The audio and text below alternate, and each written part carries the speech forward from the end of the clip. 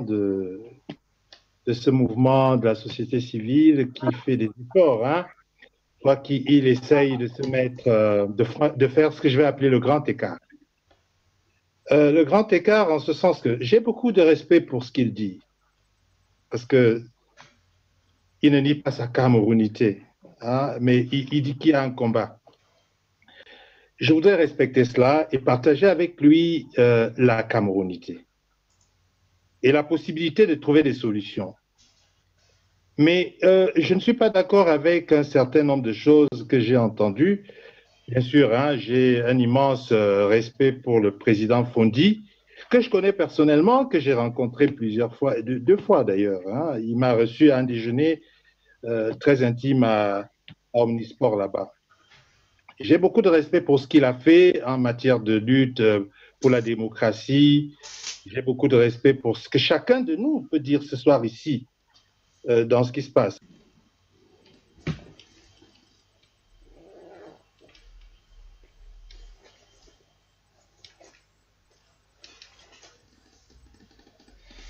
Je pense que le professeur Mila Souté est coupé. Mila Souté. Professeur, vérifiez un peu votre micro, s'il vous plaît. Essayez de voir. J'ai l'impression que vous l'avez muté. Pour aller à une autre étape de les personnes qui nous ont quittés, nous disons paix à leur âme. Je l'avais dit l'autre jour, que leur sang serve à réveiller les consciences. J'ai l'impression, quand j'écoute les différents orateurs, que ce sang a touché chacun de nous là où il devait toucher chacun de nous. Mais je ne voudrais pas que dans le débat de ce soir, qu'on mélange les causes et les effets. Les causes sont une chose et les effets des causes que nous vivons en ce moment sont une autre chose. Ces effets sont allés au-delà de ce que nous avons jamais vécu en matière d'horreur. Et je l'ai dit dans une tribune que j'ai publiée à quelques heures, même Hitler, dans ses camps de concentration, n'est pas allé aussi loin en matière d'ensauvagement. Et puis, je crois que c'est Achille Mbembe qui parle de sauvagisme. Les causes, c'est quoi? Les causes, c'est qu'il y a derrière, et c'est cela le problème, ces enfants qui sont manipulés, entraînés à décapiter, à égorger, à éventrer, à ensevelir vivants. Ce sont des instruments de gens qui ont décidé ou qui pensent qu'ils co-gèrent le Cameroun avec le président de la République qui est élu par les Camerounais. Et c'est là la cause profonde de ce que nous vivons aujourd'hui, qui trouve un ensemencement dans l'histoire coloniale de notre pays. Je l'ai dit,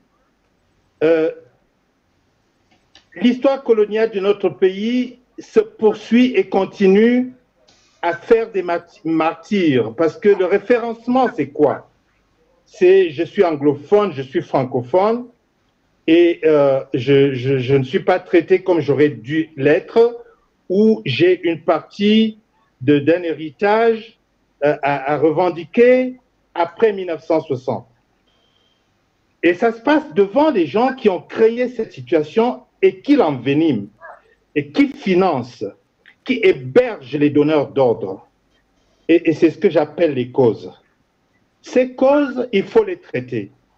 Parce que dès lors que tout le monde sait, hein, et peut-être que je n'invente rien en le disant, tout le monde le sait, lorsque des gens vont s'asseoir, d'ailleurs on parle des noms qui ne sont pas ceux qui sont réellement ceux pour lesquels on devrait parler. Mais lorsque les gens vont voir des sociétés comme Kilimanjaro, et elle n'est pas la seule, pour dire que nous avons du pétrole, parce que tout le monde sait, hein, les Russes me l'ont dit il y a près de 10 ans, qu'il y a 4 milliards de barils de pétrole dans la péninsule de Bakassi. Lorsque les gens vont s'asseoir quelque part pour dire nous vendons une partie du territoire du Cameroun, qui signe des accords pour prendre de l'argent, parce que de l'argent circule, et qui a derrière le rideau de cet ensauvagement ces gens-là, qui croient à partir du département d'État où moi j'ai été reçu là-bas, un peu avant M. Nagui, qui pense qu'il co-gère le Cameroun. Et au moment où moi j'ai été reçu là-bas, ceux qui étaient là avant lui ne pensaient pas qu'il co-gère le Cameroun. Donc c'est ça les causes, M. Bachir. Les causes, c'est qu'il y a des Camerounais qui pensent qu'ils peuvent aller s'asseoir quelque part, encaisser de l'argent, parce qu'ils sont allés à l'école, ils sont géologues, ils sont géographes, ou ils sont miniers, ils peuvent aller s'asseoir avec les gens quelque part et décider de vendre une partie du territoire du Cameroun, encaisser l'argent et instrumentaliser les jeunes. L'arrêt de l'école,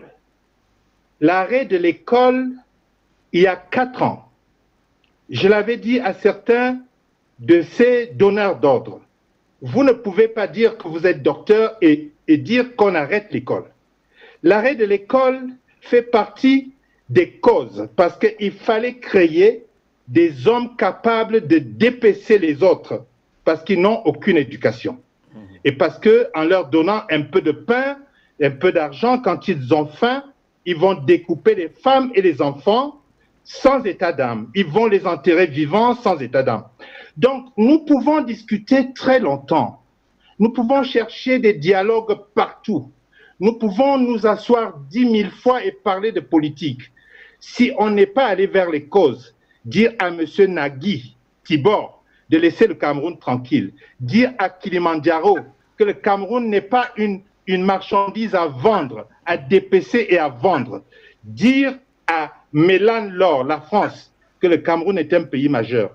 Tant qu'on ne l'a pas fait, nous allons continuer à naviguer avec, dans les chaussures des gens qui financent tout ce qui se passe en ce moment. Je connais quelques acteurs, je ne vais pas les citer ici, mais nous les connaissons tous. Et si on ne les connaît pas tous, certains les connaissent très bien en région dite anglophone. Qu'est-ce qu'on appelle chez nous les anglophones qui ne soient pas Bamileke, qui ne soient pas Mbo, qui ne soient pas Sawa, qui ne soient pas Bassa? Qu'est-ce qu'on appelle francophones qui ne soient pas Ewondo, qui ne soient pas Mbo, qui ne soient pas Bamileke, qui ne soient pas Peul, qui ne soient pas Kirdi, qui ne soient pas Maka? Et donc, je l'ai dit encore dans une tribune, à ceux qui financent ces opérations, qui hébergent ces donneurs d'ordre et qui font semblant de condamner, comme nous condamnons aussi ce soir, ces meurtres, ces barbaries que même Hitler n'a pas commis dans les camps de concentration contre les Juifs.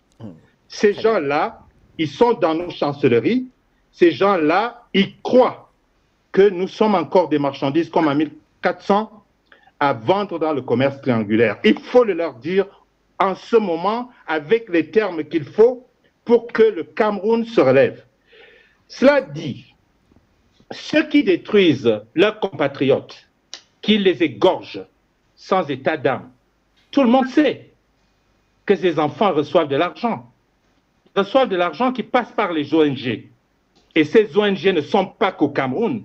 C'est pour ça que j'ai dit dans une de mes tribunes, si le gouvernement est lié par des contraintes bilatérales, multilatérales et politiques qui ne permettent pas que les pouvoirs publics le leur disent, les intellectuels qui sont allés à l'école, qui ont étudié la stratégie et qui savent que l'idéologie de base judéo-chrétienne et impérialiste est basée sur la guerre et la rapine. Moi, je l'ai étudié à la Sorbonne à Paris. Et c'est Couteau Bégari, qui est un Français, le meilleur géostratège de la France, qui le dit. Si on ne le leur dit pas que nous avons compris cela, ça va continuer. Il faut le leur dire avec les termes qu'il faut pour que nous puissions nous respecter. Ce qui se passe aujourd'hui, si on n'a pas réglé cette question avec Kilimandjaro et les autres, et derrière toutes ces choses, certainement les multinationales, nous allons continuer à avoir des viscères de nos compatriotes sur le sol.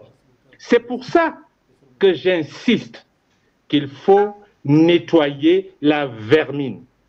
Il faut la nettoyer sans état d'âme. Il faut la nettoyer sans pitié. La condition est la suivante pour qu'elle ne soit pas nettoyée. Il faut qu'ils déposent les armes immédiatement, qu'on crée un corridor, qu'ils sortent de brousse, qu'on les sécurise, qu'ils se rendent à la justice. Ils ne seront pas tués. Nous ne sommes pas un cas premier pour l'avoir vécu. Juste à côté, et moi j'ai assisté à cela, au Congo-Brazzaville. Le pasteur Toumi avait des troupes. Il ne cherchait pas la sécession. C'était aux portes de Brazzaville. Je ne parle pas de ce que j'ai entendu. J'étais présent dans le pays à ce moment-là. J'ai assisté. Il décapitait les gens. Le président Sassou, l'élite du pays, a décidé que ça s'arrête. On a créé un corridor pour qu'ils sortent de brousse, qu'ils déposent les armes. Dans cette histoire, j'écoute ce soir des gens qui essayent de mettre au même pied d'égalité l'armée nationale du Cameroun avec des bandits, des meurtres, avec des crapules, avec des loupards qui égorgent leurs sœurs et leurs mères sans état d'âme. Ça ne se passera pas comme ça. Il faut qu'il y ait des hommes dans ce pays qui prennent la mesure et la responsabilité de ce qui se passe. On l'a déjà vécu auparavant. Nous avons connu le maquis dans ce pays. Et le maquis n'avait pas fait autre chose que ce qui se passe en ce moment. Lorsque le maquis a démarré, on a dit que c'était une guerre de libération contre le colon français. Et tout le monde sait. Et moi, je suis dans une région où je le sais encore mieux. Parce que la barbarie qui a eu lieu dans le Mungo et chez moi à Sanchou, elle n'avait plus rien à voir avec la libération. Elle a tué les Camerounais. Elle a éventré les Camerounais. Elle a incendié des palais de rois à l'ouest. Elle a arraché des terres. Elle a arraché des plantations. Ça n'avait rien à voir avec la libération. C'est exactement ce qui se passe dans cette pseudo-libération qu'on dit qu'elle est lancée dans le nord-ouest et le sud-ouest. Merci, professeur Assouté. Aujourd'hui, ce qui se passe n'a rien à voir avec la libération. Je reviens à vous, professeur.